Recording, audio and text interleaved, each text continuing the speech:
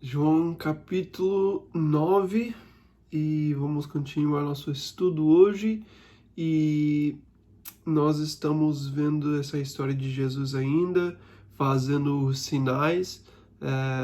Ele ainda está no tempo que ele está mostrando a autoridade dele com os sinais principalmente, né?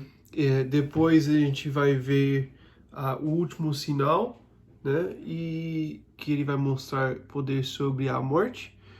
E depois a gente começa a ver o ensino de Jesus para os discípulos, preparando os discípulos para aquilo que ele vai fazer, né? Falando sobre a morte, falando sobre a ressurreição e, e o trabalho do Espírito Santo. Então isso vem depois. João capítulo 9, a gente vai ver mais um milagre e mais uma vez ele vai usar o milagre para ensinar. Ele sempre faz isso, né?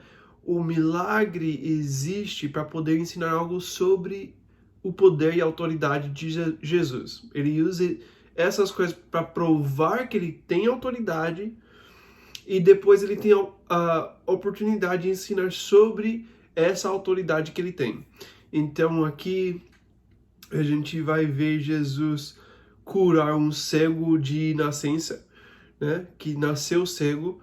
E é interessante isso porque ele vai ensinar algumas coisas aqui pra gente e a forma que acontece essa conversa entre o cego, né, que era cego, que recebeu a cura, e os fariseus é muito engraçado nesse capítulo. Então, Jesus vai ensinar, mas também o cego tem algumas coisas para ensinar pra gente. Uma coisa que eu acho interessante, terminando o capítulo 8, a última coisa que a gente viu em capítulo 8, lá embaixo, foi que Jesus falou que ele antes de Abraão nascer, ele viu e ele estava com ele, né? E eles perguntaram, você nem tem 50 anos e você viu Abraão? E ele falou, eu afirmo que antes de Abraão nascer eu sou. E depois eles pegaram pedras para apedrejar Jesus e ele simplesmente fugiu, saiu deles, né, do meio deles. E ele se escondeu. Eu acho interessante isso antes de entrar nessa parte, porque aqui em versículo 1, Jesus viu um cego. E é interessante, se isso acontecer com a gente, né, a gente pensa sobre o que está acontecendo. Jesus está conversando com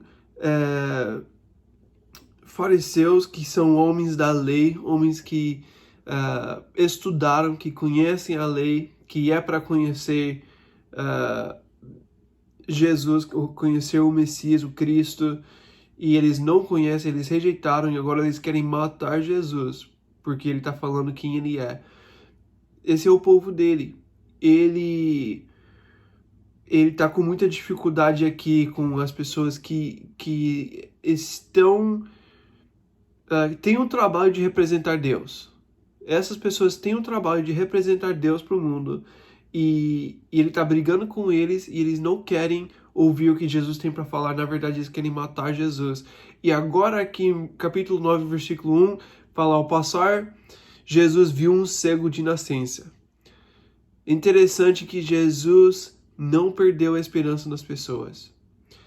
Tem pessoas difíceis na vida de Jesus. Um ministério é difícil. Tem pessoas que vão rejeitar, tem pessoas que vão falar contra, tem pessoas que podem até querer matar, mas Jesus ainda vai alcançar pessoas, ele vai procurar pessoas que querem e ele vai trabalhar na vida dessas pessoas. Então, é incrível aqui a paciência de Jesus, a forma que ele não desistiu da humanidade depois de tudo que ele passou, mas ele ainda está procurando pessoas para que ele pode fazer o chamado dele. E ele sempre está ensinando para os discípulos também, né? Versículo 2, seus discípulos lhe perguntaram, mestre, quem pecou, este homem ou seus pais, para que ele nascesse cego?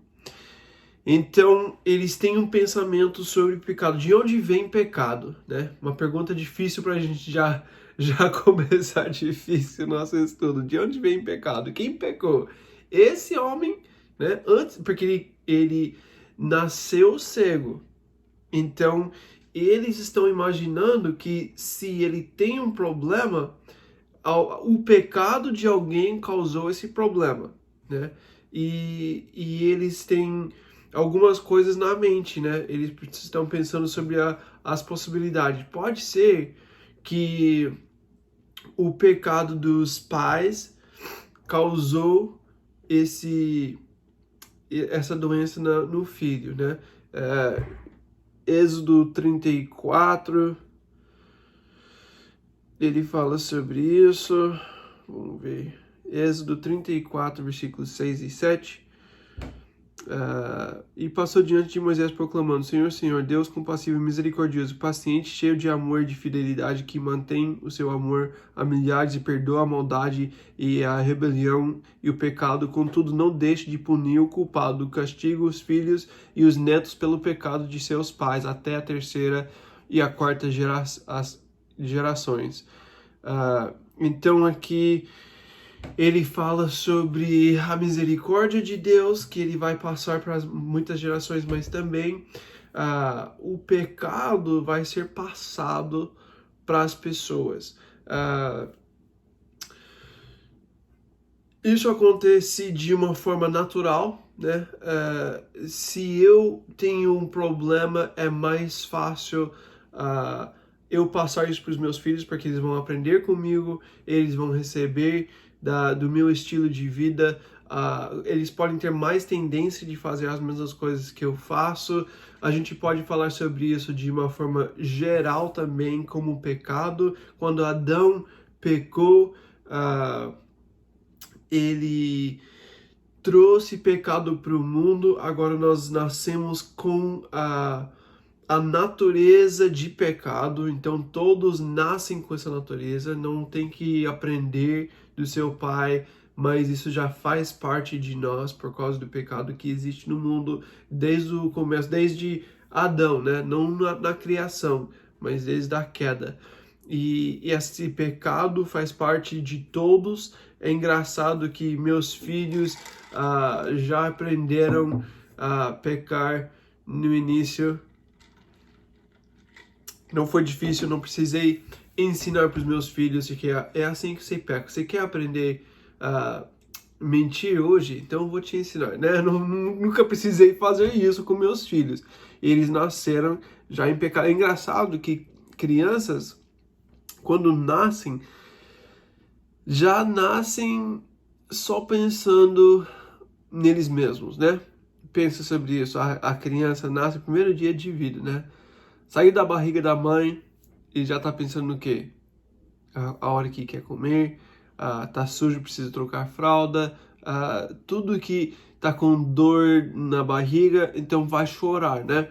Chora o tempo todo para pedir aquilo que quer. Né? E é engraçado porque não pensa sobre a mãe que passou por todas essas horas de parto e precisa dormir, não pensa em todo o sacrifício que fizeram para trazer essa criança para o mundo, só pensa que eu quero comer agora, eu não quero esperar, né?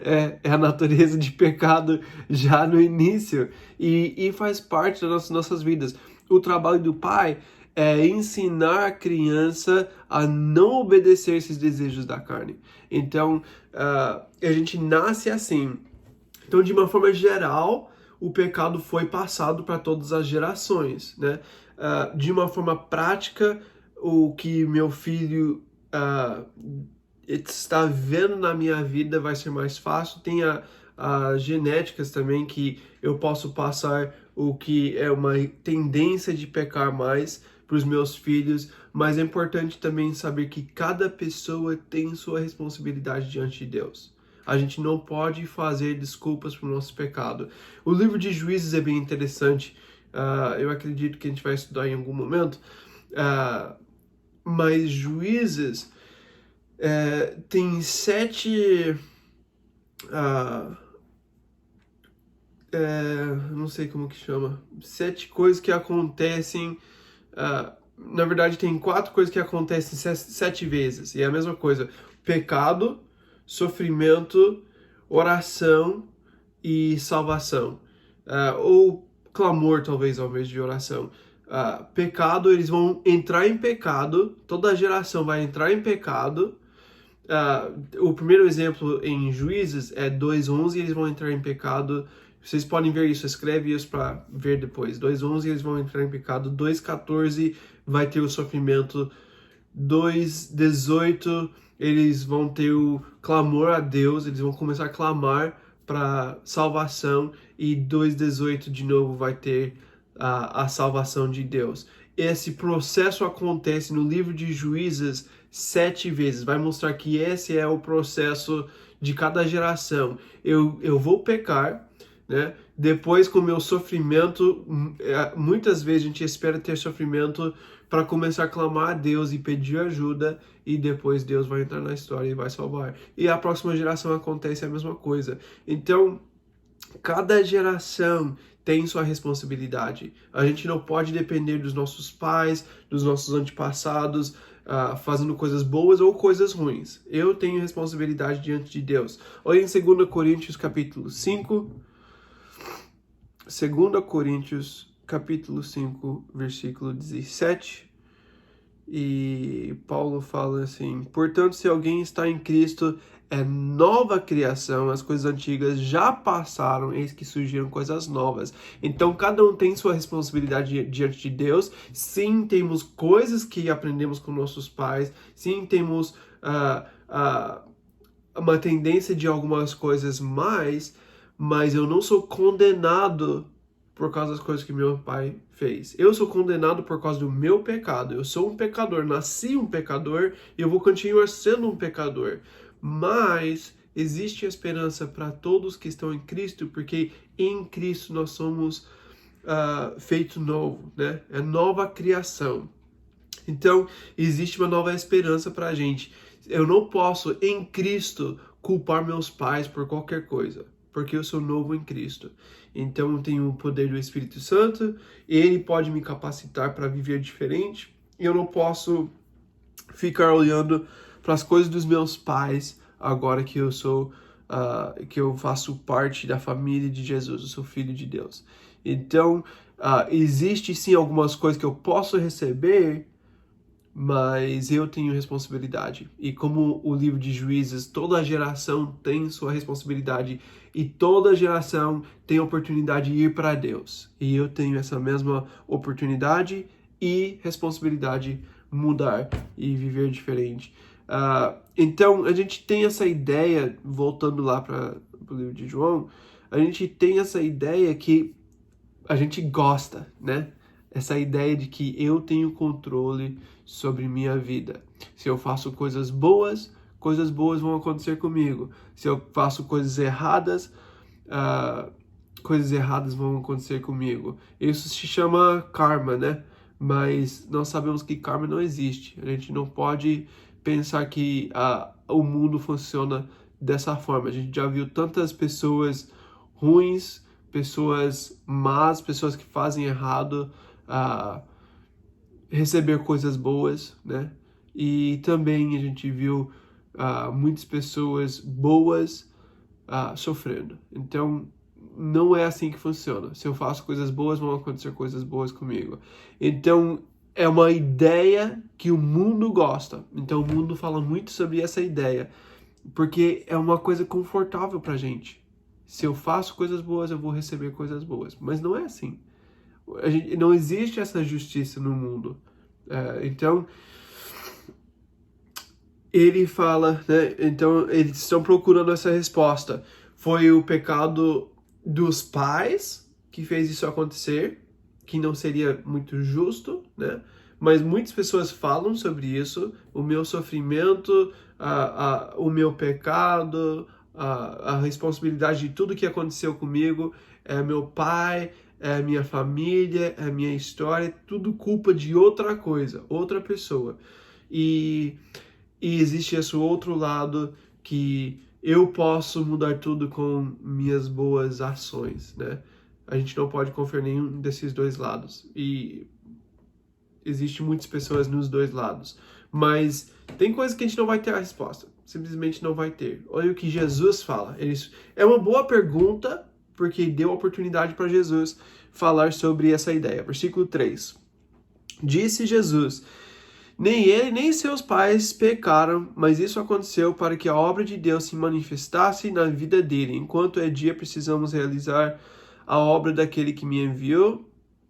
A noite se aproxima, quando ninguém pode trabalhar. Enquanto estou no mundo, sou a luz do mundo. A resposta de Jesus talvez não é a resposta que a gente quer. Tem umas coisas que ajudam a gente, mas também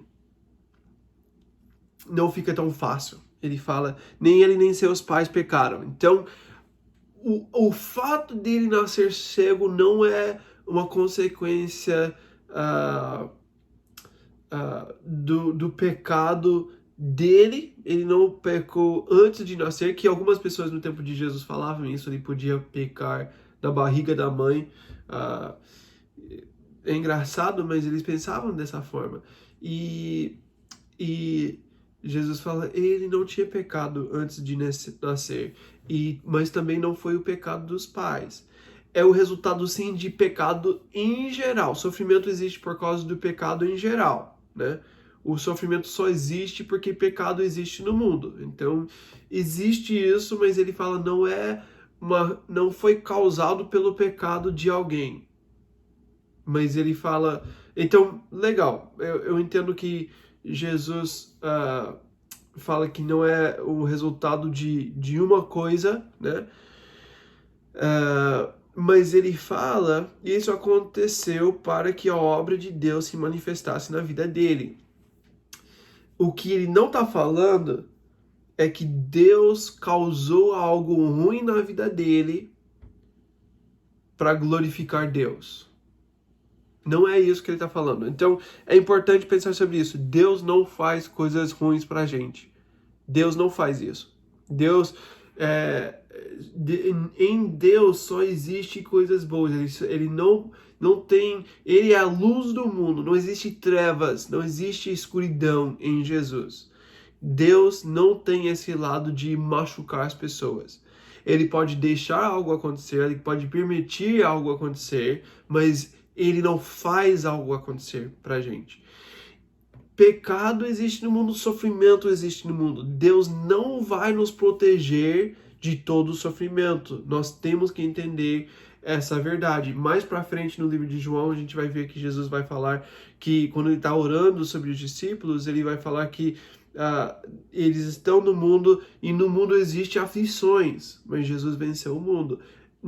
Enquanto estamos aqui, nós vamos ter aflições. Temos que entender isso e aceitar isso como um fato da nossa vida. O pecador vai sofrer, o cristão vai sofrer. Isso acontece com todos.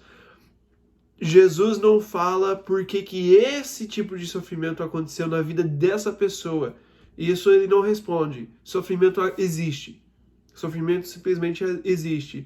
Mas o que Jesus nos ensina aqui é que porque existe esse sofrimento na vida dele, Jesus pode fazer algo. Então, tudo para Jesus é uma oportunidade. E nós precisamos olhar para a vida dessa forma. Eu tenho coisas difíceis na minha vida. Eu não queria passar por tudo que eu passei. Eu não queria estar em algumas situações que eu estou. Mas eu preciso ver isso como uma oportunidade, mostrar Jesus nesse mundo. É isso que eu posso fazer. Eu não posso mudar a situação.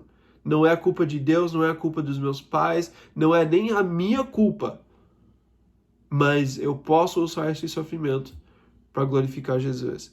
Então ele fala, Jesus vai ser glorificado com esse sofrimento e Jesus pode ser glorificado com o nosso sofrimento. Enquanto é dia, precisamos realizar a obra daquele que me enviou. A noite se aproxima quando ninguém pode trabalhar. Então nós temos um tempo limitado para fazer a obra de Deus, né? Depois a gente vai estar no céu, a gente vai estar em eternidade quando vai ser tudo perfeito e a gente não tem mais sofrimento. Jesus vai tirar toda a lágrima e toda a dor das nossas vidas. Um dia. Nós temos pouco tempo de sofrimento aqui, mas é nesse tempo de sofrimento que nós podemos alcançar as pessoas com o amor de Deus. Então nós precisamos aproveitar esse tempo e nós precisamos brilhar a luz de Jesus. E ele fala, enquanto estou no mundo, sou a luz do mundo. Jesus, o lugar onde a luz brilha mais forte é nas trevas. Quando existe trevas, quando existe escuridão, é o momento que Jesus pode brilhar mais forte. Nós temos que entender esse fato. Eu sei que eu estou gastando muito tempo aqui no início, mas isso aqui é tão importante a gente aprender. Nós temos que entender isso. A luz de Jesus brilha mais forte na dificuldade. E é uma oportunidade a gente brilhar. Nós somos a luz do mundo. Ele é a luz do mundo, mas depois em Mateus capítulo 5, ele vai falar que nós somos a luz do mundo. Essa responsabilidade de brilhar no mundo, ele deixou com a gente. Agora nós temos que fazer esse trabalho de ser a luz do mundo. É uma responsabilidade grande, mas é uma oportunidade que nós temos aqui na Terra de mostrar Jesus. A gente pode pensar sobre muitos exemplos disso. Quase todos que foram usados na Bíblia, Deus usou algo difícil na vida deles para brilhar a luz dele. A gente pode pensar na história de José, né? 13 anos de sofrimento, de mentira, de ter pessoas fazendo errado com ele, esquecendo dele, indo contra ele, mentindo sobre ele. Tudo isso que aconteceu na vida de José, ele não merecia. Ele não fez errado para isso acontecer. Ele estava fazendo o certo, na verdade, e ele sofreu tanto. Mas Deus usou tudo isso. Ele vai falar em Gênesis 50, 20, Deus usou tudo isso para salvar a vida de muitos, né? E eles queriam usar para destruir José, para fazer o mal, mas Jesus queria fazer o bem para salvar a vida de muitos. Então, Deus pode mudar nosso sofrimento em algo bom para dar a glória dele e para salvar a vida de muitos. Jesus é o exemplo perfeito. A pior coisa que podia acontecer no mundo aconteceu. Deus veio para a Terra e as pessoas mataram Deus. É a pior coisa que podia acontecer na história, né? Não existe nada pior que isso.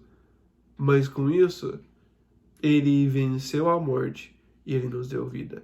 O pior aconteceu e isso foi a salvação que veio pra gente. Então, Jesus pode usar essas coisas difíceis para fazer algo bom. E essa é a nossa esperança no sofrimento, na dificuldade. Não é que ele deu toda a resposta para a gente entender perfeitamente. A gente não tem.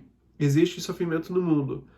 E nós como cristãos, nós podemos ver todo o sofrimento como oportunidade de glorificar Jesus. E nós precisamos aproveitar esses momentos. Eu lembro uma vez que eu estava trabalhando numa pizzaria e no meio de muitos que não eram cristãos, né? No meu trabalho eu acho que não tinha nenhum outro cristão e minha esposa ficou grávida, né? E como sempre ele estava grávida. Foi logo depois que a gente casou, a gente estava com 18 anos ainda, ela ficou grávida e a gente perdeu a criança. Antes de nascer, ela teve, né? Ela tinha um problema de sangue que não deixava ela continuar com a gravidez. Então a gente perdeu 4 crianças antes de ter a Hope, que foi a primeira. Então, nesse processo todo, o mundo estava olhando, né? E a gente estava sofrendo bastante, mas eu ia no trabalho todo dia e eu respeitava as pessoas, e eu tinha um amigo que eu conversava bastante com ele, e um dia ele perguntou para mim: como você consegue ser feliz quando você está sofrendo tanto? E como você pode continuar amando as pessoas? E ele, por causa do sofrimento, ele olhou ainda mais para a minha vida, para ver o que é que eu tenho, como que eu consigo lidar com o sofrimento dessa forma. E foi uma oportunidade de falar sobre Jesus para ele. E depois disso ele foi para a igreja e recebeu Jesus. Então foi muito legal. A gente, na dificuldade, nós temos uma porta aberta para mostrar Jesus. Então, eu sei que eu falei bastante aqui, vamos continuar. A gente vai tentar ir mais rápido.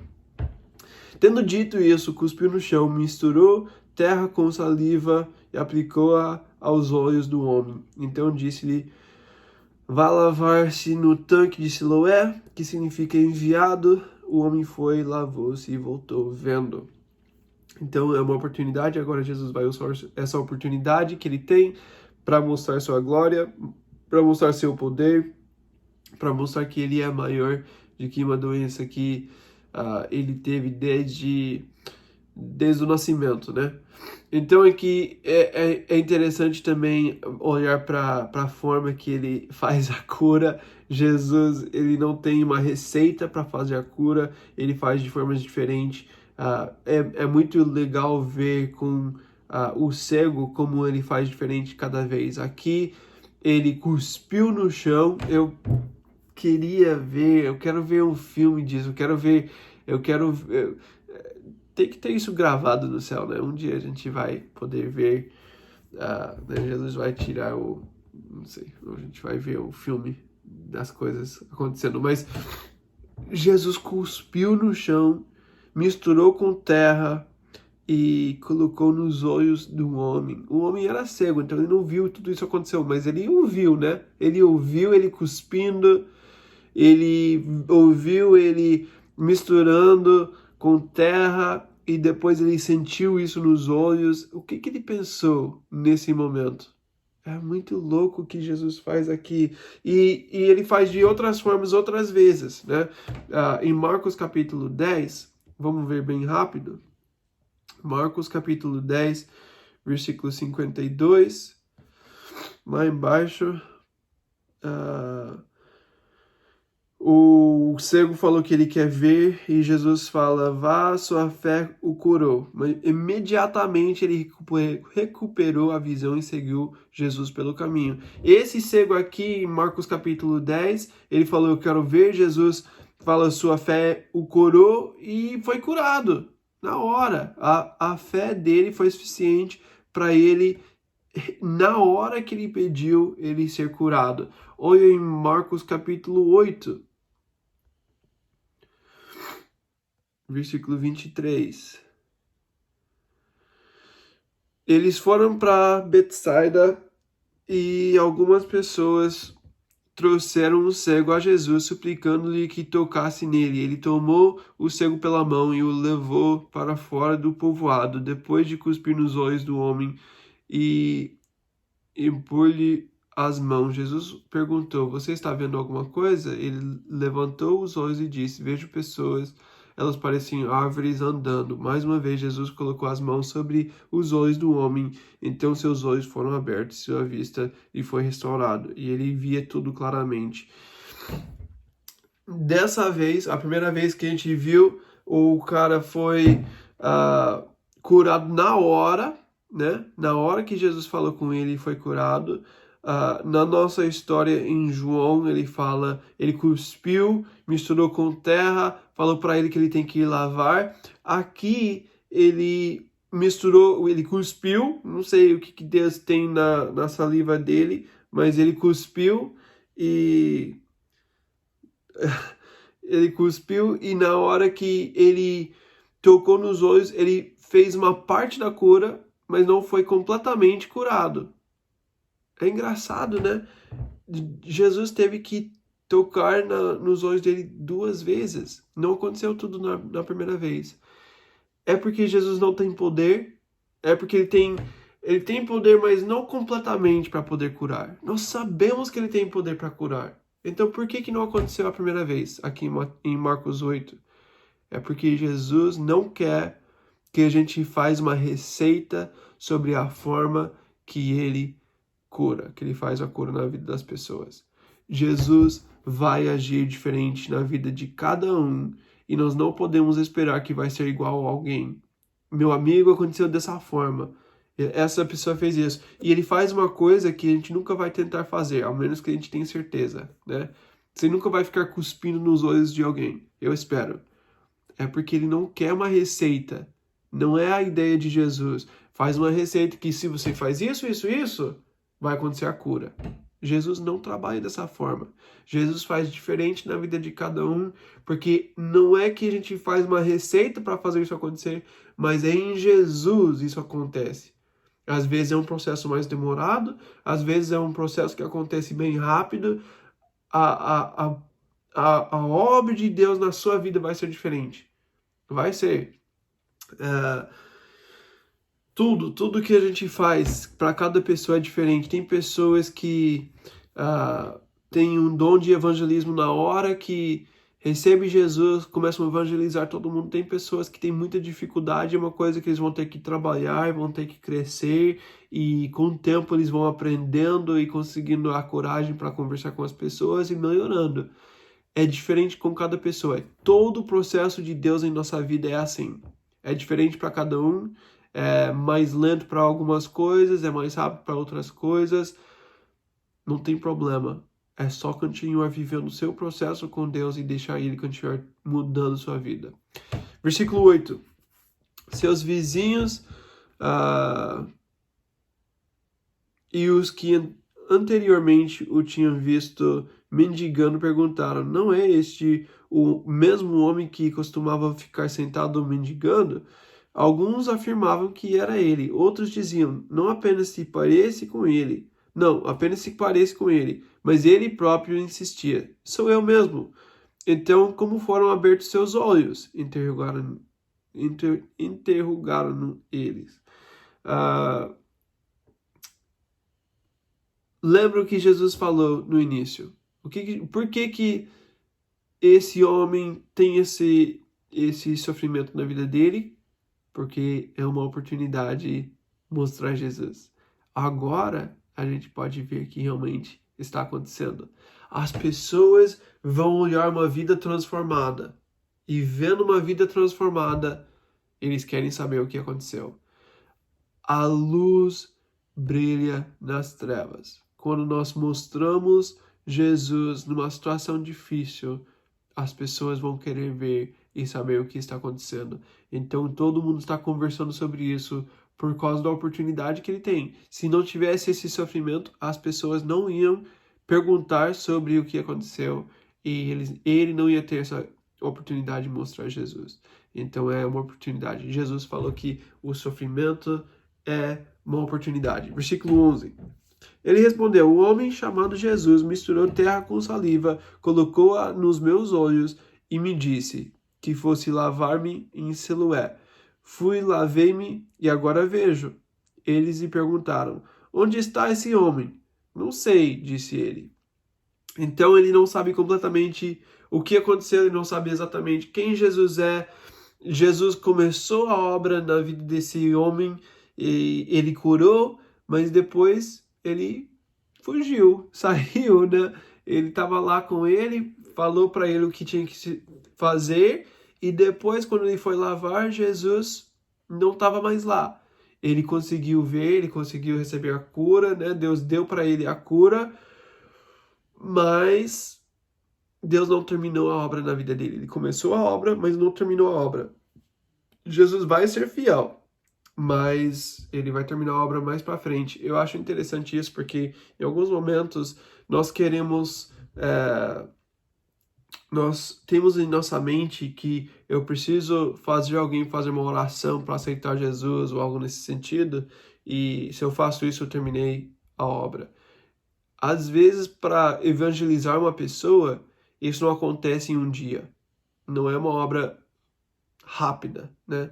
Às vezes demora, às vezes eu preciso conhecer a pessoa, conversar com a pessoa, criar um relacionamento com a pessoa, e geralmente é melhor dessa forma, porque a gente pode continuar discipulando depois de receber Jesus.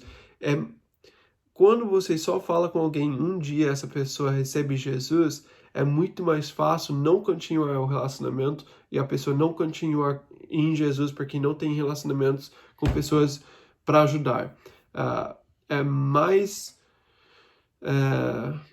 fácil de dar certo, da pessoa continuar com Jesus, se você consegue continuar andando com a pessoa depois. Então, criando relacionamento é a melhor forma de fazer evangelismo, né? E não tem que terminar a obra no primeiro dia, mas pode continuar. Então, Jesus começou e depois vai terminar.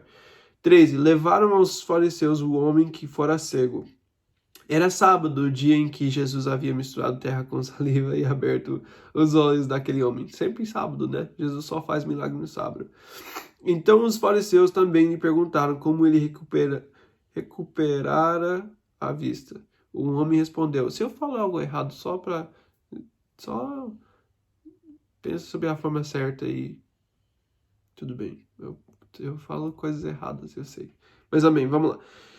O homem respondeu, ele colocou uma mistura de terra e saliva em meus olhos, eu me lavei e agora vejo. Então, as pessoas não entendem a obra de Jesus, eles perguntaram como isso aconteceu, o que aconteceu, por que sempre acontece no sábado, e o homem simplesmente conta a história para eles sobre o que aconteceu. Versículo 16.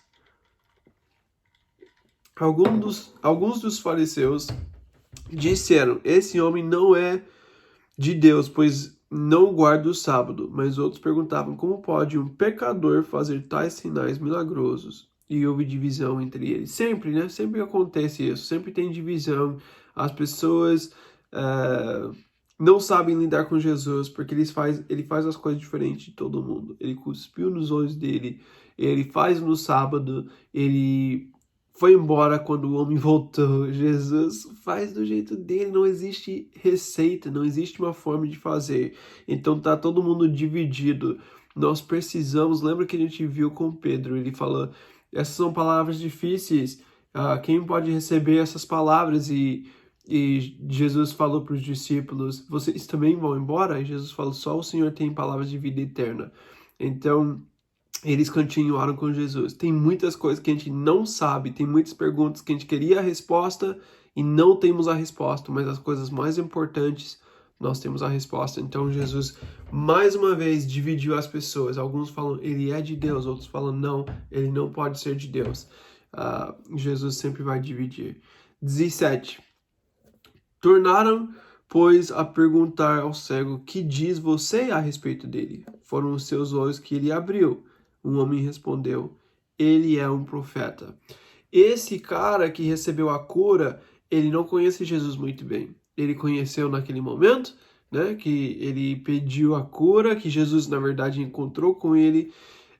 Jesus curou ele quando ele voltou. Jesus já não estava mais. Ele não tem todo o conhecimento sobre quem é Jesus. O novo convertido também não vai ter todo o conhecimento. Ele sabe que Jesus fez algo, mas não sabe completamente como ele trabalha. Então a gente não pode esperar perfeição de alguém que acabou de receber Jesus. E por favor, se você conhece alguém que é um novo convertido, você precisa ter paciência com essa pessoa. Ele não vai ter todo o conhecimento, ele vai precisar de ajuda, e você não pode condenar porque faz algo errado. Nós, como cristãos que têm mais tempo com Deus, nós precisamos ter paciência, nós precisamos ajudar quem está começando, ter paciência, ensinar, mostrar o caminho e não ficar julgando. Como a igreja, a coisa que a gente faz melhor é julgar as pessoas e condenar as pessoas. A igreja não pode ser assim. Nós precisamos ajudar. Esse cara recebeu a cura de Jesus, mas não sabe completamente quem Jesus é ainda. Então ele precisa de alguém para ajudar ele. 18. Os judeus não acreditaram que ele fora cego e havia sido curado, enquanto não mandaram buscar os seus pais. Então perguntaram, é este seu filho, o qual vocês dizem que nasceu cego? Como ele pode ver agora? Então eles não acreditaram, eles não gostam da resposta do menino, eles pensam que ele está mentindo, e agora eles têm que chamar os pais para saber se realmente essa história é verdadeira. Versículo 20, responderam os pais, sabemos que ele é nosso filho e que nasceu cego, mas não sabemos como ele pode ver agora, ou quem lhe abriu os olhos. Perguntem a ele, idade ele tem, falará por si mesmo. Seus pais disseram isso porque tinham medo dos judeus, pois estes já haviam decidido que se alguém confessasse que Jesus era o Cristo, seria expulso da sinagoga. Foi por isso que os seus pais disseram: idade ele tem? Perguntem a ele. Triste, triste essa parte da história. Esse menino, esse homem, recebeu uma cura. Ele nasceu cego. Ele nasceu os pais sabendo que ele nunca vai ter uma vida normal, porque ele é cego, ele sempre vai precisar de ajuda, ele sempre vai ter que pedir dinheiro, ele sempre vai ter dificuldade, mais dificuldade que as outras pessoas, ele nunca vai poder ter uma vida normal. Ele viveu a vida toda, agora ele é um homem, idade ele tem, né? Falaram. Então, ele é um homem, viveu a vida toda com esse sofrimento, não está conseguindo ter uma vida normal, e agora os pais não querem ajudar ele. Os pais falam, deixa ele responder porque eu não quero ser expulso. A sinagoga, a gente tem que saber que não é só uma igreja, né? Para a gente, nós temos a igreja hoje, mas nós temos tudo separado. A sinagoga para eles, para os judeus, era tudo. Eles tinham os cultos, os sacrifícios, né?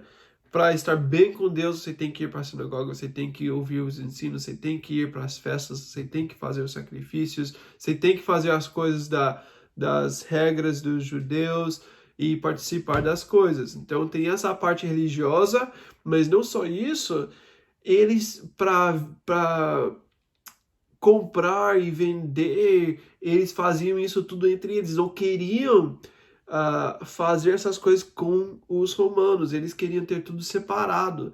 Então eles faziam entre eles.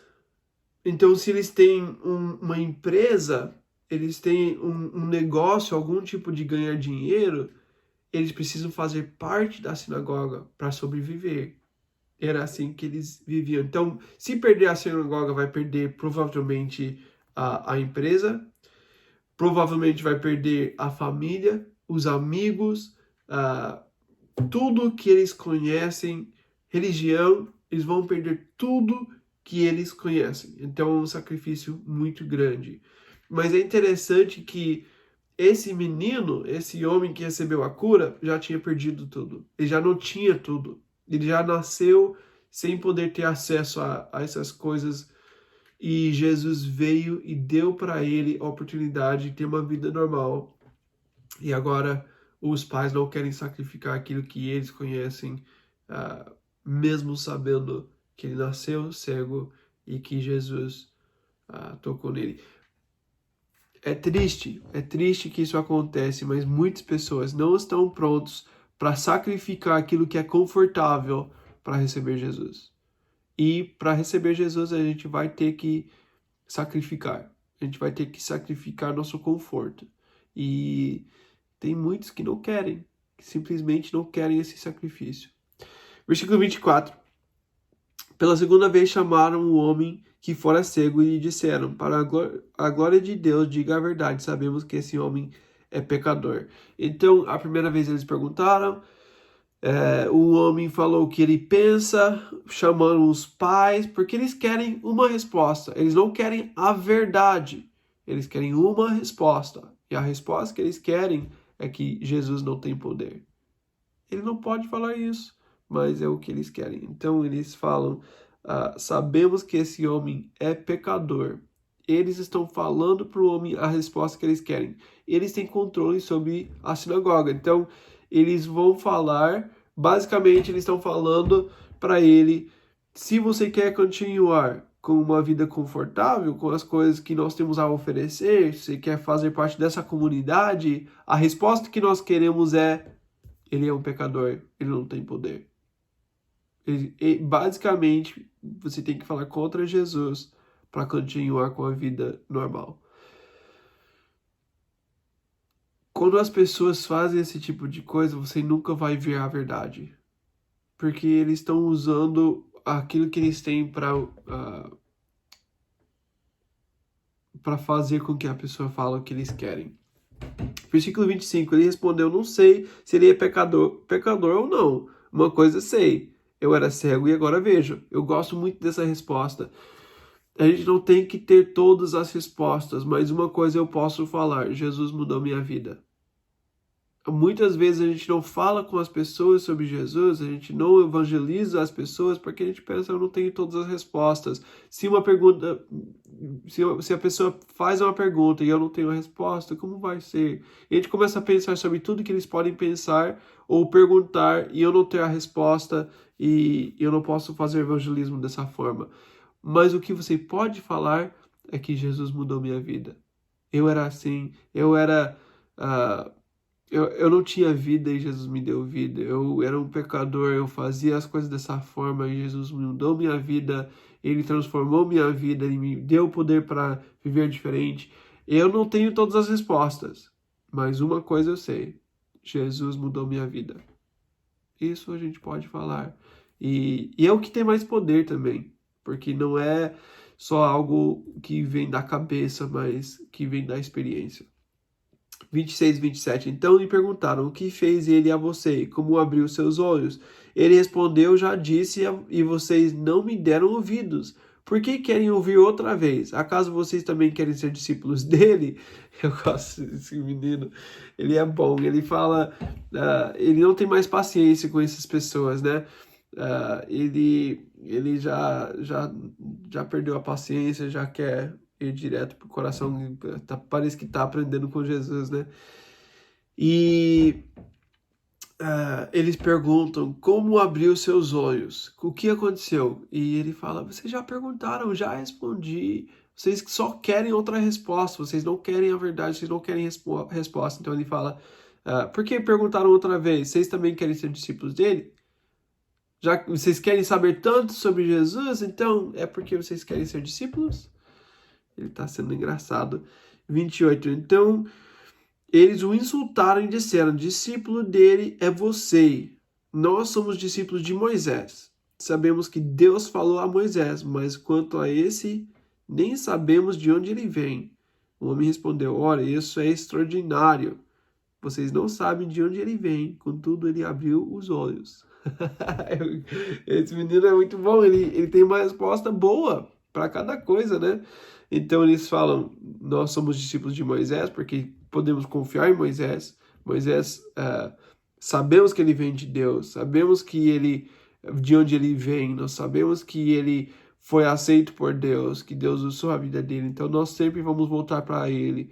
E falam, nós nem sabemos de onde vem Jesus. Eles sabem porque já conversamos sobre isso nos outros capítulos, mas eles estão usando isso como desculpa, né? E ele fala, que legal, esse homem tem poder para curar, você não sabe de onde vem? Talvez você pode procurar uma resposta. Se você não sabe de onde vem e ele mostrou que ele tem poder, talvez você precise procurar para saber de onde vem esse poder. Isso é incrível. Então para gastar tempo e ver quem ele é. 31. Sabemos que Deus não ouve pecadores, mas ouve o homem que o teme e pratica a sua vontade. Ninguém jamais ouviu que os olhos de um cego de nascença tivessem sido abertos. Se esse homem não fosse de Deus, não poderia fazer coisa alguma.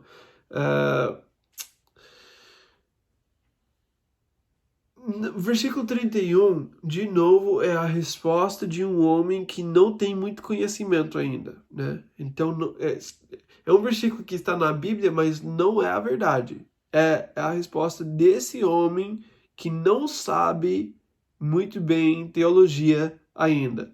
Sabemos que Deus não ouve pecadores. Não, Deus sim ouve. Como que alguém vai fazer a oração pedindo perdão por seus pecados? Deus vai ouvir um pecador. Deus não vai trabalhar junto como obreiro junto com um pecador. É dessa forma que ele está falando. Deus não vai obedecer se alguém falar com ele dessa forma, mas Deus vai ouvir um pecador. Então a gente tem que tomar cuidado com essas coisas. Você não pode usar o versículo 31 como uma verdade, né? Sem chegar e falar, sabemos que Deus não ouve pecadores, mas ouve o homem que teme e pratica a sua vontade. Cuidado. Isso não é bíblico. Isso é o que um homem que não sabe muito bem teologia falou sobre Deus. Tá? Então, só para deixar claro isso. Deus vai ouvir pecadores, Deus pode até responder às orações de um pecador que não tem salvação ainda, que não aceitou Jesus ainda. Ele está sempre ouvindo. Às vezes ele faz uma obra e depois a pessoa vai receber salvação. Então, a gente tem que tomar muito cuidado com esse tipo de coisa, mas depois ele fala, ninguém jamais ouviu que os olhos de um cego de nascença tivessem sido abertos. Se esse homem não fosse de Deus, não poderia fazer coisa alguma. Ele está falando que esse homem tem algo especial. Esse é o ponto dele. Ele quer mostrar que ele não é um homem normal.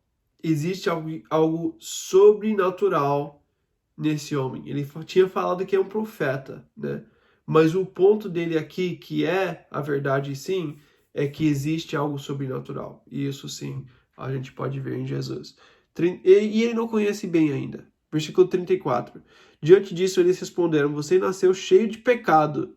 Como tem a ousadia de nos ensinar, e o expulsaram. Lembra que eles perguntaram no início, de onde vem essa doença, por que ele é cego? É porque ele pecou por causa dos pais. E agora eles já decidiram. Não é os pais querem fazer parte da nossa sinagoga. Então não é os pais que pecaram. E eles vão responder, a resposta dos fariseus aqui é que o pecado é do homem antes de nascer. Então eles pensam que ele pecou antes de nascer e é por isso que ele é assim. Então ele fala, você nasceu cheio de pecado. Quando nasceu já estava cheio de pecado. Por isso que a gente não pode confiar em você. E expulsaram ele da sinagoga. Então, eles usaram o poder que eles têm, e isso vai colocar medo nas outras pessoas para não responder mais e para não glorificar Jesus mais.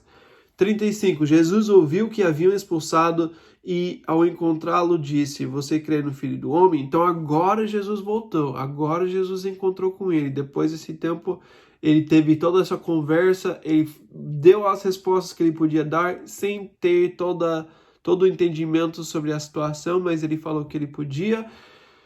Agora Jesus encontrou com ele e agora ele pergunta se ele acredita em Jesus e se ele quer aceitar Jesus. 36. Perguntou o homem, quem é ele, Senhor, para que eu nele creia? Disse Jesus, você já o tem visto. Legal isso, né? Porque ele não via antes. Agora ele consegue ver com os olhos. Você já o tem visto. Muito legal isso.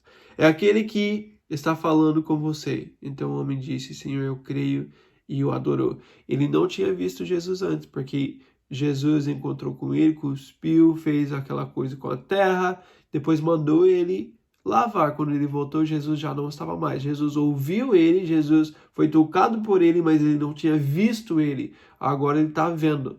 E ele está vendo que ele é o Senhor. E ele fala, Senhor, eu creio.